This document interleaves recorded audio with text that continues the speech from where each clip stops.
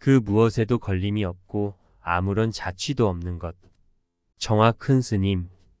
일찍이 달마대사는 인도의 향지국 왕자였는데 제27조인 바냐다라존자를 스승으로 하여 진리를 깨닫고 바른 불법을 중국에 펴기 위하여 천신만고 끝에 중국 광주 땅에 도착했습니다. 그때 중국 불교는 경론의 교리에만 집착하고 정작 마음 공부는 소홀히 하여 달마대사를 알아보지 못했습니다. 그래서 대사는 숭산 소림사 뒷산에 있는 석굴에 들어앉아 걸식하러 나가는 외에는 밤낮을 가리지 않고 벽을 향하여 바위덩이처럼 깊은 선정에 잠겼습니다. 이러구러 이럭저럭 9년 세월 동안 말 한마디 없는 벙어리로 일관하였습니다.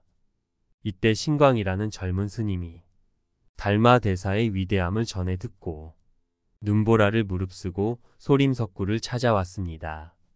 신광은 달마대사의 등 뒤 석굴 어귀에 꿇어앉아 휘몰아치는 눈보라 속에서 한밤을 지새웠습니다. 눈발이 무릎을 덮고 온몸이 얼어붙어 사뭇 저려왔으나 죽음을 각오로 신광의 뜨거운 구도 열기는 추워도 움직이지 않았습니다. 그렇듯 호젓한 침묵 가운데 하루해가 지나자 목석마냥 앉아만 있었던 달마대사는 넌지시 돌아앉아 신광을 굽어보았습니다. 신광은 반색하여 큰 절을 올리고 나서 스승님, 이 어리석은 제자가 법을 구하고자 왔습니다. 불쌍히 여기시어 거두어 주옵소서라고 여쭈었습니다. 달마대사는 오랜 침묵을 깨뜨리고 위없는 태도는 엷은 지혜나 가벼운 덕으로는 얻을 수 없는 것이니라고 답했습니다. 이에 신광은 비장한 마음으로 허리춤에 차고 있던 칼을 빼어 단숨에 왼팔을 잘라서 달마대사께 바쳤습니다. 소슴치는 선혈로 하얀 눈은 붉게 물들었으나 이내 상처에서 희뿌연 젖이 솟아나와 상처를 아물게 했습니다. 이때 사납게 울부짖던 눈보라도 숨을 죽이고 달마대사의 엄숙한 표정에도 깊은 감동의 빛이 역력하였습니다. 그리하여 신광의 지극한 구도의 정성은 받아들여졌습니다. 그러나 신광의 마음은 좀채 안정을 얻을 수가 없어서 스승 앞에 나아가 청했습니다. 스승님, 저의 마음은 아직도 편안하지 않사옵니다. 자비를 베푸시어 제 마음을 다스려 주옵소서. 그러면 편안치 못한 그대 마음을 가져오너라. 내가 편안케 하여 주리라. 그러자 신광은 당혹하여 어리둥절했습니다. 본시 마음이란 형체가 없거니 불안한 마음이나 흐뭇한 마음이나 간에 마음이란 아예 형상화시킬 수 없는 것이 아닌가. 스승님, 마음이란 모양이 없기에 드러내 보일 수도 얻을 수도 없지 않사옵니까? 그렇다 마음이란 필경 따위 잡을 자취가 없는 것이니라. 그것을 분명히 깨달았으면 그대 마음은 이미 편안해졌느니라. 이리하여 어두운 무명에 갇힌 신광의 불안한 마음은 활짝 열리고 맑은 하늘 같은 훤칠한 마음으로 정진을 거듭하여 마침내 대도를 성취하고 제2조 해가대사가 되었습니다. 신념을 부정할 수 없어서 브루노라고 하는 16세기에 살았던 분이 있습니다. 도미니코 교회의 유명한 수사입니다. 또 니콜라스 콘돌라스라는 신학자가 있어요. 그분은 이른바 범신론자였습니다. 기독교는 하느님만 믿는 일신론 아닙니까? 우리 불교 또는 힌두교와 같이 천지사물 일체 존재와 우주자연이 바로 신이라고 하는 것이 범신론입니다. 그래서 자고로 이 범신론과 일신론 사이에서 서로 잦은 다툼이 있어 왔습니다. 신부인 니콜라스라고 하는 분은 추기경을 지낸 분인데 교황 다음가는 높은 지위에 있던 분인데도 일신교가 아닌 범신론을 주장하셨습니다. 아리스토텔레스나 플라톤 같은 그리스 철학을 공부해 가지고 거기에서 영향을 받았겠지요. 브루노라는 수사 역시 이 니콜라스라는 선배를 따라서 일신론이 아닌 범신론을 주장했습니다. 그 당시는 가톨릭 측에서 범신론을 주장하는 사람을 제1의 이단으로 몰았습니다. 그래서 로마 교황청으로 잡혀가서 그대가 살려면 이 범신론 주장을 포기해라고 강요받았습니다. 용기가 없고 신념이 약한 사람이라면 화형당하는 것이 얼마나 무섭고 고통스러운 일입니까? 그걸 면하기 위해서 신념을 포기하겠습니다. 그러면 될 것을 그 수사는 신조가 굳은 사람이라 포기하지 않았습니다. 7년이나 감금을 당했는데도 그분은 7년 동안 굴복하지 않았습니다. 결국 7년 후에 화형을 당했지요. 얼마 전에 갈릴레오 갈릴레이에 대한 신문 기사를 보았습니다. 그런데 그 당시에 이 분한테 대해 로마 교황청에서 재판을 한 것이 잘못된 것이라는 사과문을 발표했습니다.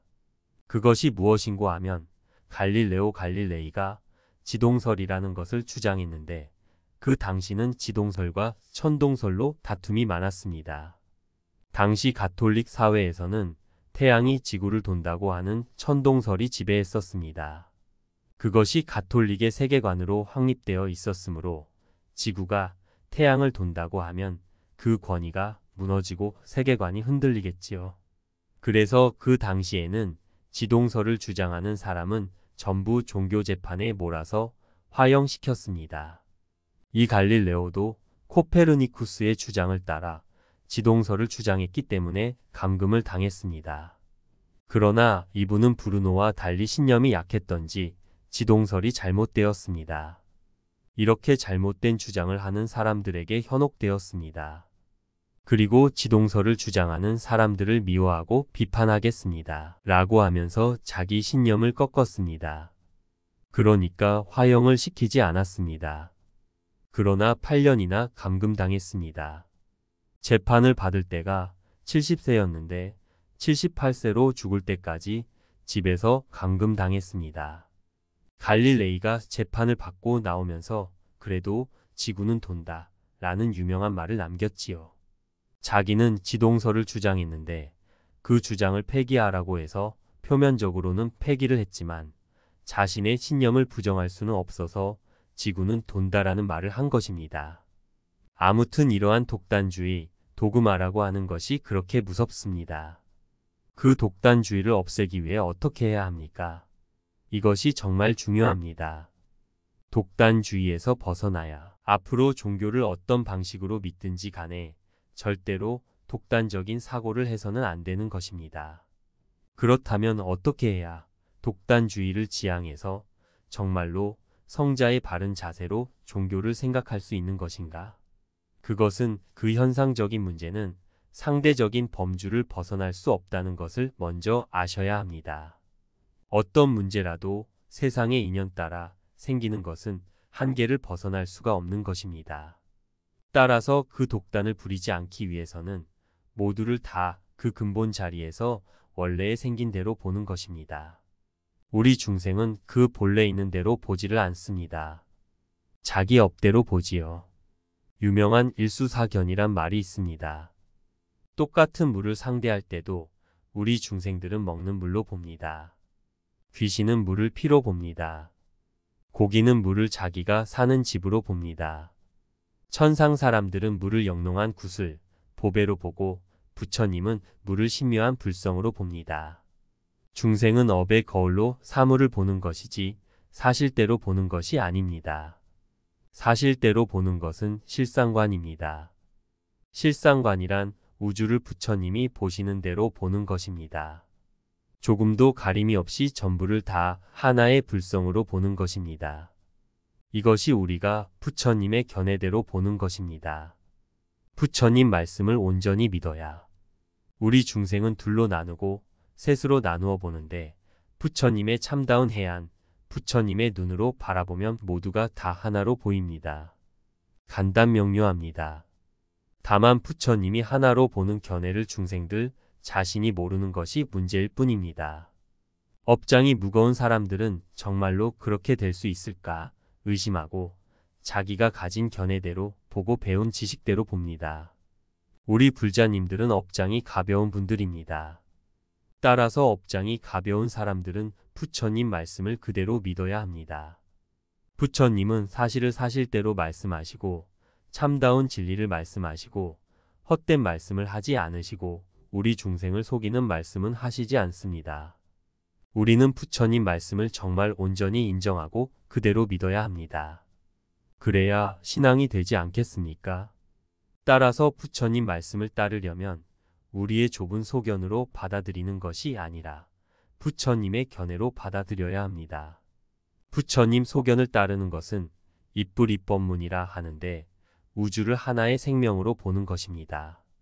그렇게 보면 다 쉽습니다. 육조에능이란 스님은 위대한 도인인데 일자무식입니다. 그분은 전혀 배우지 못했습니다.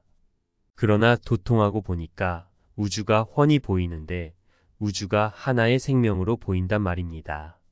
그래서 그분한테 법문을 들으러 수천 명이 아주 멀리서 오고, 그러니까 그분이 말씀하시기를 여러분, 저 같은 사람 말을 들으려고 멀리서 자주 오지 마십시오. 부처님 법문이 제일 간단하고 확실하고 명백한 가르침입니다. 부처님 가르침을 꼭 믿어버리면 두 번 다시 오실 필요가 없습니다. 그대로 믿으십시오 하셨습니다. 이것은 제 법문을 들으러 오신 여러분도 마찬가지입니다. 부처님 말씀을 꼭 신인하시고 바른 신앙을 가지셔야 합니다. 그러면 다시 오실 필요가 없습니다. 왜냐하면 부처님 말씀은 심즉시불이라. 우리 마음이 바로 부처이기 때문에 심작시불이라. 우리 마음으로 부처를 이룬단 말입니다. 우리 마음이 부처이기 때문에 우리 마음과 위대한 부처님의 마음을 대비해 보아도 조금도 차이가 없는 생명의 실상입니다. 부처님께서 바라시는 연불법, 불자님들, 그렇게 우리의 본래 성품은 참 중요합니다. 그러므로 연불을 하시려면 그렇게 바르게 실상연불을 하십시오. 실상연불을 해야 비로소 참다운 공이 있단 말입니다. 실상연불의 공은 어디에다가 비길 수가 없습니다. 그것은 어떤 것을 보나, 좋은 사람을 보나, 나쁜 사람을 보나, 복 있는 사람을 보나, 인상이 나쁜 사람을 보나, 어떤 것이나 다 부처님으로 생각을 하면 그때는 서로 상통이 됩니다. 내외가 살 때도 부인이 남편을 부처로 보고 남편이 부인을 부처로 보면 그보다 더 좋은 관계가 어디 있겠습니까? 친지나 사제 간에도 마찬가지입니다. 따라서 어떤 것을 보더라도 다 부처로 보는 실상연불을 하는 것이 부처님께서 진정으로 우리에게 바라시는 연불법입니다.